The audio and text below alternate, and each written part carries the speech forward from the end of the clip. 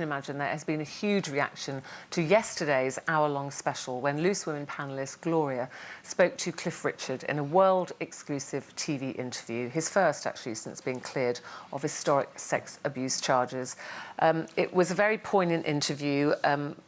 What I got from it was how much hell that man had been through, and it was the period of time for me.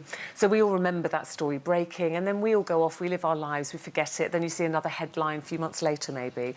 But for 2 years, living under that cloud of suspicion, that's what I got out of, the main thing that jumped out of me from that interview was how do you deal with that kind of I think the worst thing about the interview is that the Crown Prosecution Service has simply said there's insufficient evidence to proceed. They haven't said he's innocent, and clearly that really rankles with him, and it would with anyone in that situation.